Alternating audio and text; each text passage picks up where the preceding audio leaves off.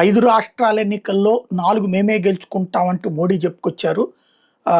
ఎట్లా సాధ్యం అన్నటువంటిదంటే కేరళ కూడా గెలుస్తామని చెప్తారు మోడీ. ఎన్నికలు అయిపోగానే మేము ఓడిపోతామని ఏ నాయకుడు చెప్పడం. గెలుస్తామని చెప్తారు. ఇప్పుడు డీఎంకే నేను ఓడిపోతానని చెప్తా, లేకపోతే ఏఐడిఎంకే నేను ఓడిపోతానని చెప్తుందా? కమల్ హాసన్ ఏమన్నా అన్నాడా? లేదు విజయ్ ఏమన్నా అంటాడా? కాబట్టి అదే ఉంటుంది. 4వ తారీఖుకి ఏమవుతుంది? ఇప్పుడు మమతా బెనర్జీ గెలిచింది అనుకోండి, మమతకి అభినందనలు చెప్తారు. ఇదే నరేంద్ర మోడీ. కేరళలో కాంగ్రెస్ గెలిచిన అభినందనలు చెప్తారు. ఎవరు ముఖ్యమంత్రి అయితే వాళ్ళకి. కమ్యూనిస్టులు గెలిస్తే వాళ్ళకి అభినందనలు చెప్తారు. అదే సందర్భంలో తమిళనాడులో స్టాలిన్ గెలిస్తే స్టాలిన్కి అభినందనలు చెప్తారు.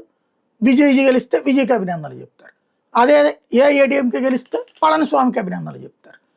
అస్సాంలో హేమంత బిశ్వా శర్మ గెలిస్తే బీజేపీ గెలిస్తే గెలిపించినందుకు ధన్యవాదాలు చెప్తారు. లేదు ఓడితే గనక కాంగ్రెస్ గెలిస్తే గొగోయ్కి అభినందనలు చెప్తారు. ఇది కామన్గా జరిగేటటువంటి ఓ పద్ధతి ప్రధానమంత్రి స్థాయిలో.